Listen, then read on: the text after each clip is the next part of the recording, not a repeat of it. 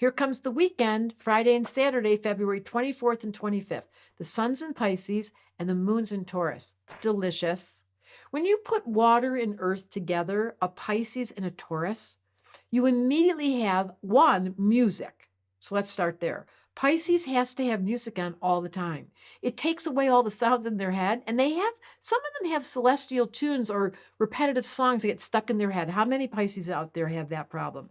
Then Moon in Taurus plays the same song over and over again.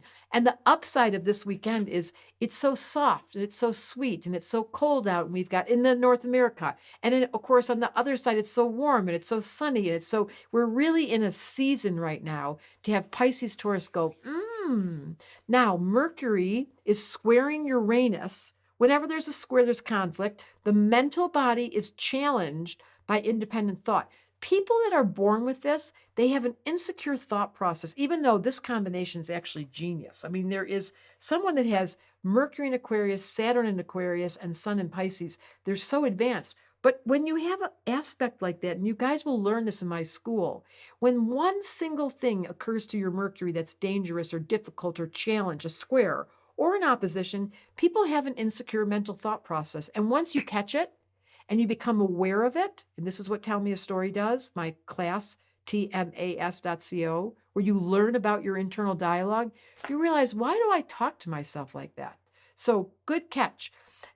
On February 24th, it's Steve Jobs' birthday. How many of you out there are watching this video right now on an Apple?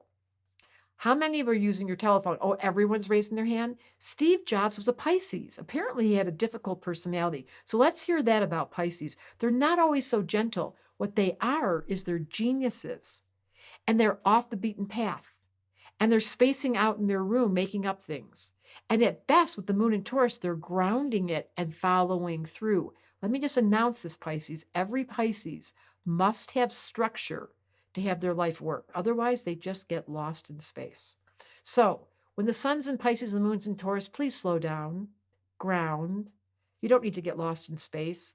Pisces, you just need structure. Remember that. And Steve Jobs, whatever your little ego looked like as far as what you created, your contribution to this planet was a single-handed revolution. I remember when there weren't computers, when there weren't iPhones, when you couldn't learn astrology through cyberspace. It wasn't that long ago. So a huge revolution has taken place. And by the way, another revolution is about to take place soon, coming to your neighborhood. So don't worry, all you Pisces, about what's going on the planet that seems so scary. There are angels watching us. There are ETs watching us. There's high beings like a Steve Jobs. It's looking at figuring out technology. Children, how are we going to get out of this? Just trust the dream, said Pisces. Meanwhile, Moon and Taurus enjoyed the day, walking slowly, sauntering along. I always think of Taurus as Winnie the Pooh. Slow down today. Astrology Answers wanted me to tell you it's okay this weekend to go a little slower.